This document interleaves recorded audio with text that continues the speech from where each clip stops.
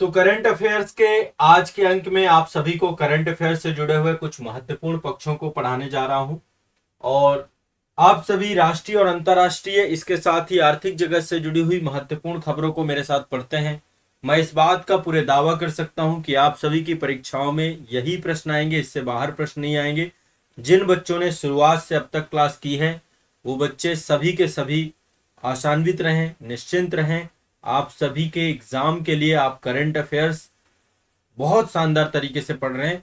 Current affairs के लिए कहीं पर भी ना तो दुविधा करने की जरूरत है, ना ही संशय करने की जरूरत है। इत्मीनान से पढ़िए। आप सभी को करंट अफेयर के क्वेश्चन गलत नहीं होने दूंगा, ये मेरा आप सभी के साथ प्रॉमिस है। ठीक है, तो चलिए, पहला जो करंट अफेयर्स है हमारा, ये थोड़ा सेना से जुड़ा हुआ है। और भारतीय थल सेना और रक्षा भू सूचना विज्ञान, है ना, एक आपकी दो संस्था। एक तो आप भारतीय थल सेना सभी जानते हैं, एक है DGRE, DGRE defence geo informatic and research, जो आपका इस्टेब्लिशमेंट है या कह सकते हैं प्रतिष्ठान है, उसके द्वारा, इन दोनों के द्वारा दो संस्थाएं हैं। भारतीय थल सेना, भारतीय थल सेना, और दूसरा है डीजीआरई। डीजीआरई को हिंदी में फुल फॉर्म है रक्षा भू सूचना विज्ञान और अनुसंधान प्रतिष्ठान या संस्थान। ठीक है, इन दोनों के द्वारा भारत का पहला हिम स्खलन निगरानी रडार लगाया गया। आप ये देख पा रहे हैं, ये रडार है। ये क्या है? हिम स्खलन। आप सभी को पता है, जैसे भूस्खलन होता है ना, जमीन आपकी धंसती है, गिरती है, उसी तरीके से एवलांचोज आते हैं या फिर हिमस्खलन होते हैं, है ना। तो एवलांचो मॉनिटरिंग रडार लगाए गए, हिमस्खलन निगरानी रडार लगाए गए। आपके कहाँ लगाए गए हैं? ये सिक्किम में लगाए गए, सिक्किम में लगाए गए। ठीक है, तो भारत में पहली बार हिमस्खलन निगरानी रडार, क्योंकि आपको पता है सिक्किम पूरी तरीके से पर्वतीय राज्य है, हिमालय में अवस्थित है आपका। तो सिक्किम में जो है हिमस्खलन निगरानी रडार का उद्घाटन किया गया है, और इसकी स्थापना भारतीय थल सेना और रक्षा भू सूचना विज्ञान अनुसंधान प्रतिष्ठान के द्वारा की गई है। अब देखो इसका, इससे क्या होगा, ये रडार क्या करेंगे, जब कहीं पर भी एवेलांचो आएंगे तो 3 सेकंड के अंदर अंदर ही उसका पता लगा सकेंगे और उसके बारे में जानकारी उपलब्ध करा देंगे। क्योंकि आपको पता है जो इंडियन आर्मी है उसके सैनिक जो है आपके बहुत हाइट में जो है गश्तरत होते हैं। तो ऐसे में एवेलांचो आने के कारण से, सही समय पे जानकारी नहीं मिल पाने के कारण से काफी बड़ी संख्या में कैजुअलिटीज भी होती हैं, है ना। तो ऐसे में ये रडार क्या करेंगे, ठीक है, आप जो इसमें लिख सकते हैं, हेडिंग डाल सकते हैं, भारत का पहला हिमस्खलन निगरानी रडार कहाँ लगाया गया? सिक्किम में। ठीक है, 20 सितंबर 2022 को लगाया गया था। तो जो हमारे सैनिक जो है लगे हुए हैं बहुत हाई एल्टीट्यूड में, उन सभी के लिए बहुत कारगर होगा। और उनके लिए पहले से ही कोई भी एवेलांचो आएगा तो उसकी मॉनिटरिंग की जा सकेगी 3 सेकंड के अंदर अंदर ही, और उसकी जानकारी से जो है वहां पे सैनिकों की जान बचाने में और जो सार्वजनिक संपत्ति है उसके नुकसान को कम करने में इससे मदद प्रयोग होगा। ठीक है, तो रडार के बारे में अभी सभी आप जानते हैं, रडार में माइक्रोवेव्स होती हैं, माइक्रोवेव्स के प्रयोग से जो है हिमस्खलन के बारे में पता लगाया जा सकेगा। तो यहाँ पे एक निगरानी रडार लगाया गया है, ध्यान रखिएगा, भारतीय थल सेना और डीजीआरई दोनों के, ठीक है, संग में, सिक्किम में लगाया गया आपका। ठीक है, चलिए, इसके बाद उत्तराखंड को जो है एक नया हाथी अभ्यारण्य मिला है, जिसका नाम है तराई हाथी अभ्यारण्य, तराई हाथी रिजर्व। ठीक है, तराई हाथी रिजर्व, तराई हाथी रिजर्व। तराई वाला रीजन आपको पता है, उत्तर प्रदेश और उत्तराखंड दोनों की बॉर्डर्स में है हाथी रिजर्व। ठीक है, तो तराई हाथी जो है अभ्यारण्य जो है, इसकी स्थापना पर्यावरण वन और जलवायु परिवर्तन मंत्रालय भारत सरकार के द्वारा इसको मंजूरी दी गई है। ये आपका उत्तर प्रदेश और उत्तराखंड की बॉर्डर में है, ज्यादातर हिस्सा आपका उत्तर प्रदेश में है। कहां पर है? ज्यादातर हिस्सा इसका उत्तर प्रदेश में पड़ता है। ठीक है, उत्तर प्रदेश का ये दूसरा हाथी अभ्यारण्य है, उत्तर प्रदेश का दूसरा हाथी अभ्यारण्य है तराई हाथी अभ्यारण्य, तराई हाथी रिजर्व। ठीक है, तो लगभग 3072 वर्ग किलोमीटर का टोटल क्षेत्रफल है इसका, और ये उत्तर प्रदेश के 4 जिलों में आपका इसका विस्तार है। एक तो लखीमपुर खीरी है, बहराइच है, पीलीभीत है, शाहजहांपुर है। लखीमपुर खीरी हो गया आपका, बहराइच है, बहराइच, पीलीभीत पीलीभीत और शाहजहांपुर। टोटल ये 4 जिलों में आपका क्या है, उत्तर प्रदेश के विस्तृत है। ठीक है, क्या नाम है, हाथी तराई अभ्यारण्य। ध्यान रखिएगा, ये बहुत इंपॉर्टेंट है आपका। तो पीलीभीत बाघ अभ्यारण्य, दुधवा बाघ अभ्यारण्य, किशनपुर पक्षी अभ्यारण्य, कतर्निका घाट वन्यजीव अभ्यारण्य, दुधवा बफर जोन, दक्षिणी खीरी वन प्रभोग, ये सारे क्षेत्रों में विस्तृत है। मतलब जो दुधवा का क्षेत्र है ना, ज्यादातर वो पूरा का पूरा क्षेत्र का जो बफर वाला एरिया है, उसमें ये पूरे के पूरे एलिफेंट रिजर्व है आपके। ठीक है, तो यहाँ पे ज्यादातर आपके एलिफेंट है और ये तराई वाला रीजन है पूरा का पूरा। तो ये प्रोजेक्ट एलिफेंट, आपको पता है कि एलिफेंट की सुरक्षा के लिए 1992 में प्रोजेक्ट हाथी चलाया गया था, प्रोजेक्ट एलिफेंट चलाया गया था, उसी के तहत इसकी स्थापना की गई है। तो उत्तर प्रदेश का ये हाथी अभ्यारण्य है, दूसरा हाथी अभ्यारण्य है। ठीक है, ध्यान रखिएगा, क्लियर है। ठीक है, इसके पहले उत्तर प्रदेश हाथी रिजर्व अलग बनाया गया था, ये तराई हाथी रिजर्व दूसरा है। एक तो यूपी हाथी रिजर्व है, हाथी रिजर्व है, ये आपका पहला था, और दूसरा है तराई हाथी रिजर्व। ठीक है, तो 1992 में प्रोजेक्ट हाथी चलाया गया है, ध्यान रखना है, 1992 में प्रोजेक्ट हाथी चलाया गया है। ठीक है ना, क्लियर है। और ये यूपी हाथी रिजर्व 2009 में बना था आपका, और ये वाला आपका जो है तराई हाथी रिजर्व जो है हाल ही में बना है आपका। ठीक है, अभी 2022 में आपका ये इसको मंजूरी दी गई है। क्लियर है, स्पष्ट है। चलो, एक तो ये ध्यान रखिएगा हाथी रिजर्व को लेकर के। अगला चलते हैं, ये आप देखिए एक समुद्री जीव है जिसका नाम है डुगोंग। डुगोंग ये समुद्री जीव है, ज्यादातर ये जो है आपका दक्षिण भारत में पाया जाता है, जैसे केरल और श्रीलंका के बीच में पाक की खाड़ी है, मन्नार की खाड़ी है, पाक जल संधि है और मन्नार की खाड़ी है, वहां पर ये ज्यादातर पाया जाता है। ठीक है, पाक खाड़ी, मन्नार खाड़ी, पाक जल संधि, उस पूरे क्षेत्र में। तो 21 सितंबर 2022 को तमिलनाडु सरकार के द्वारा पाक की खाड़ी को डुगोंग संरक्षण रिजर्व घोषित किया गया है। ठीक है, भारत का पहला डुगोंग कंजर्वेशन रिजर्व जो है तमिलनाडु में बनाया गया है, तमिलनाडु। और ये है पाक की खाड़ी वाला क्षेत्र, पाक की खाड़ी। मैं एक बार आपको मैप में दिखा देता हूं, ये आप मानचित्र देख रहे हैं, यहाँ पे आप देख रहे हैं पाक की खाड़ी है, नीचे गल्फ ऑफ मन्नार है, यहाँ पे पाक जल संधि है ना। तो ये जो आपका पूरा का पूरा क्षेत्र है, इसी को जो है ये तमिलनाडु रीजन के अंतर्गत आता है। ठीक है, तो तमिलनाडु सरकार ने डुगोंग संरक्षण रिजर्व जारी किया गया, बनाया है। ठीक है, और एक समुद्री जीव है आपका, और ये जो है तंजाउर वाला क्षेत्र और पुट्टुकोट्टई वाला क्षेत्र, इनके तटीय जल का क्षेत्र है आपका। तंजौर यहीं पे पड़ता है और पुट्टुकोट्टई वाला क्षेत्र पड़ता है, इन दोनों का ये तटीय जल क्षेत्र का प्रयोग किया जाएगा। डुगोंग के बारे में मैं बता दूं, डुगोंग जो है आपका समुद्री गाय के रूप में जाना जाता है, इसको हम समुद्री गाय कहते हैं। क्यों? ये शाकाहारी जीव है, शाकाहारी जीव है जो कि समंदर में रहता है, शाकाहारी जीव, इसको हम समुद्री गाय भी बोलते हैं, समुद्री गाय। अब ये सब याद रखे, पर्यावरण से ऐसे क्वेश्चन पूछता है कई बार। ठीक है, तो इसको सी काऊ के नाम से भी जाना जाता है। तो ये भारतीय वन्यजीव संस्थान के अनुसार डुगोंग भारत के मन्नार की खाड़ी में, पाक की खाड़ी में और रन ऑफ कच्छ में भी पाए जाते हैं। जो कच्छ की खाड़ी है आपकी, bay of Kutch, gulf of Kutch, माफ करेगा, गल्फ ऑफ कच्छ में पाए जाते हैं। ठीक है, और थोड़े बहुत अंडमान निकोबार द्वीप समूह में भी पाए जाते हैं। तो ये भी ध्यान रखिएगा, इसके लिए पहला कंजर्वेशन रिजर्व बनाया गया है पाक की खाड़ी को। चलिए आगे बढ़ते हैं, नेक्स्ट। ये देखिए एक जीव है आपका, ठीक है, और इसका नाम है slender loris. Slender loris, environment से थोड़ा सा कुछ इस बार मैंने ज्यादा लिए हैं। ठीक है, स्लेंडर लोरिस के लिए भी पहला वन्य जीव अभयारण्य बनाया गया है। ठीक है, पहला अभयारण्य बनाया गया है और ये बनाया गया है तमिलनाडु सरकार के द्वारा। तमिलनाडु ने बनाया है स्लेंडर लोरिस के लिए। क्या बनाया गया है? पहला लोरिस अभयारण्य बनाया गया है आपका। ठीक है, लोरिस अभयारण्य बनाया गया है, आप ये देख पा रहे होंगे।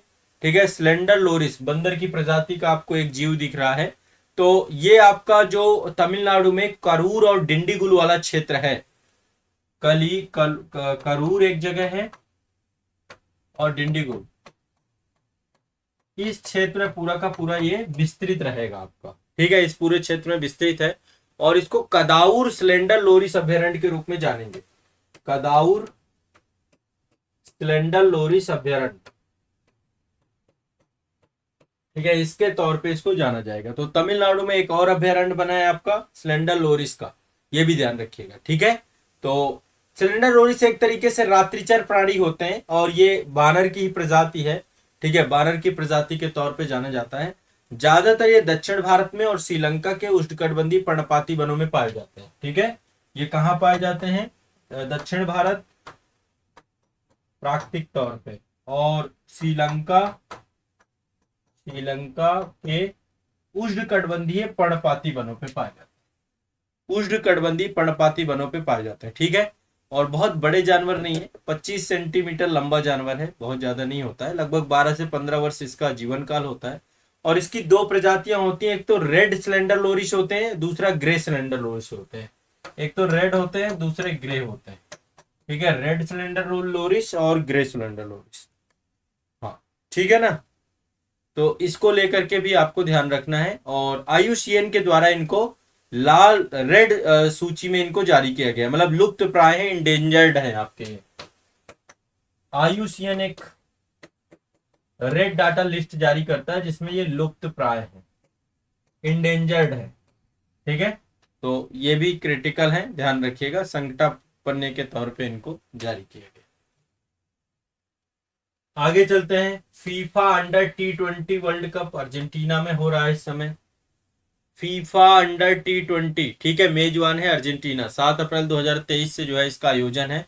इससे पहले जो है अर्जेंटीना में फीफा अंडर 20 है ना, अंडर 20 मतलब 20 साल से कम उम्र वालों के लिए फीफा विश्व कप जो आपका होता है वो इस समय अर्जेंटीना में हो रहा है।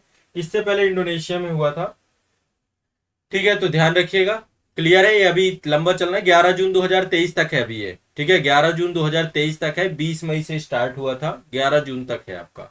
तो ये काफी लंबे समय के बाद अर्जेंटीना इसकी मेजबानी कर रहा है, ये भी ध्यान रखिएगा, ठीक है। तो FIFA under 20 world cup Argentina 2023 में 11 जून तक चलना है। अभी कोई रिजल्ट नहीं है, जब रिजल्ट होगा तो मैं बता दूंगा आपको इसके बारे में।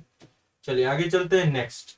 ये 5 खिलाड़ी हैं, इन 5 खिलाड़ियों को जो है इनको एक सदस्यता मिली है मेरिल बोन क्रिकेट क्लब की, MCC की, मेरिल बोन क्रिकेट क्लब की आजीवन सदस्यता इनको दी गई है। एक तो महेंद्र सिंह धोनी है, ठीक है, भारतीय क्रिकेट के पूर्व कप्तान, युवराज सिंह है, सुरेश रैना है, और ये दो जो है महिला खिलाड़ी हैं, एक तो आपकी मिताली राज है, दूसरी झूलन गोस्वामी है। मिताली राज और झूलन गोस्वामी तेज गेंदबाज है, और ये भारतीय क्रिकेट जो है कैप्टन दोनों रह चुकी हैं, पहले झूलन गोस्वामी रही हैं, फिर मिताली राज रही हैं, ठीक है। तो ये आपको ध्यान रखना है, 5 लोगों को जो है मेरिल बोन क्रिकेट क्लब की मानद आजीवन सदस्यता दी गई है, ठीक है।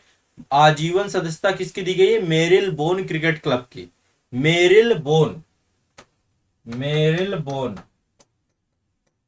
क्रिकेट क्लब की क्या की गई है? आजीवन सदस्यता इन 5 खिलाड़ियों को दी गई है, धोनी जी, युवराज सिंह, सुरेश रैना, मिताली राज और झूलन गोस्वामी। क्लियर है, स्पष्ट है? आगे बढ़ते हैं नेक्स्ट, अगला चलते हैं। ये आप देख पा रहे हैं कि हेलीकॉप्टर है, और ये है प्रचंड, इसका नाम है प्रचंड।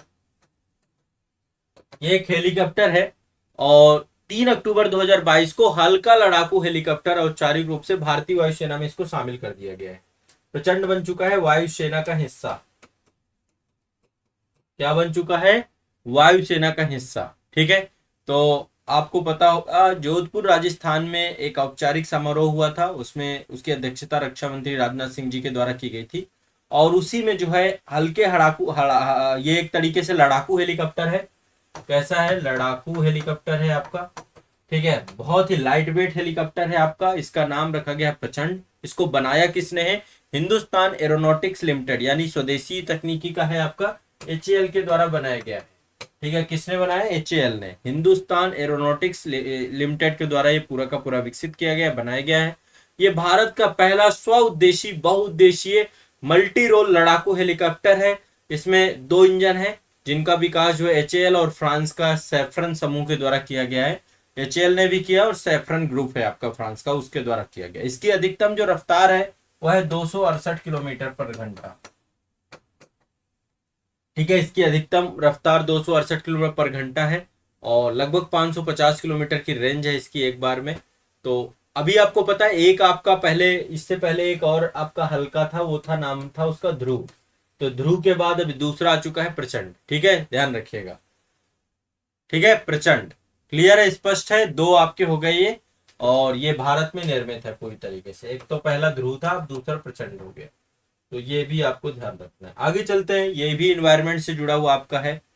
क्लियर है, स्पष्ट है, सभी को क्लियर होता जा रहा है। हाँ, आगे चलते हैं। अगला जो है एक ये आप देख पा रहे होंगे, बिल्ली है। ये साधारण बिल्ली नहीं है, ये है फिशिंग कैट। ठीक है, क्या है? Fishing cat. ठीक है, तो फिशिंग कैट की जनगणना की गई थी अभी, और विश्व की पहली फिशिंग कैट गणना है ये। विश्व की पहली फिशिंग कैट गणना, फिशिंग कैट गणना की गई। अब ये गणना में हुआ क्या है? ये गणना किसने की है? चिल्का विकास प्राधिकरण के द्वारा किया गया है। किसके द्वारा?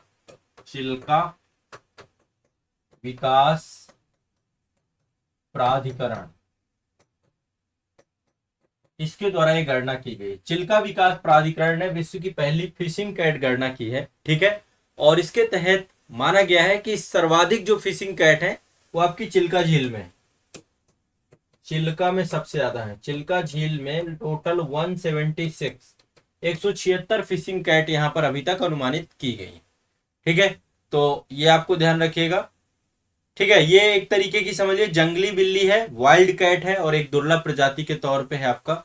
और ये जो है आपकी ज्यादातर आर्द्र भूमि क्षेत्र में रहती है, जो आपके वेटलैंड एरिया है, मैग्रोव वाले क्षेत्र हैं वहां पर रहती है।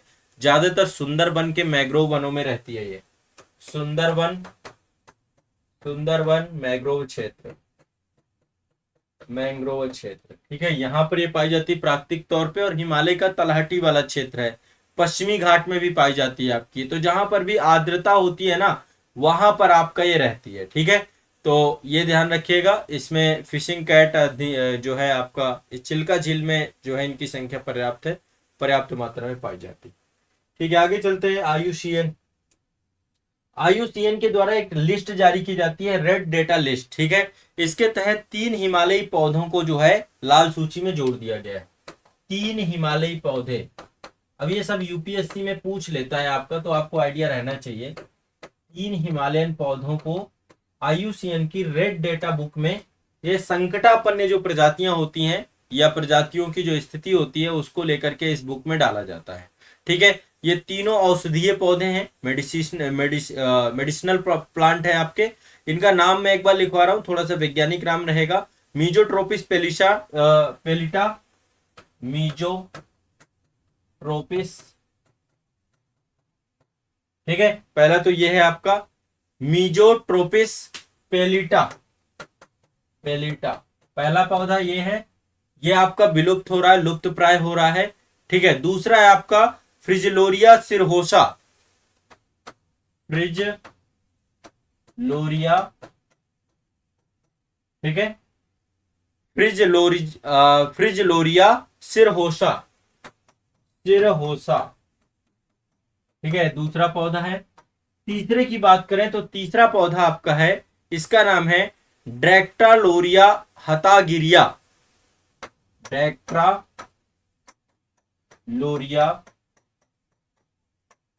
ठीक है, ड्रैक्टालोरिया हतागिरिया, हतागिरिया।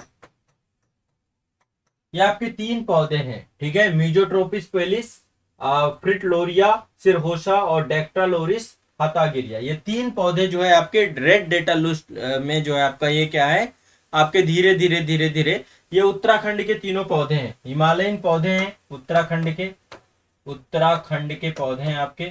और ये पौधे संकटापन्न, लुप्त प्राय श्रेणी में आ चुके, गंभीर रूप से संकटापन्न है ये। ठीक है, गंभीर रूप से संकटापन्न है आपके। ठीक है, तो ये ध्यान रखिएगा।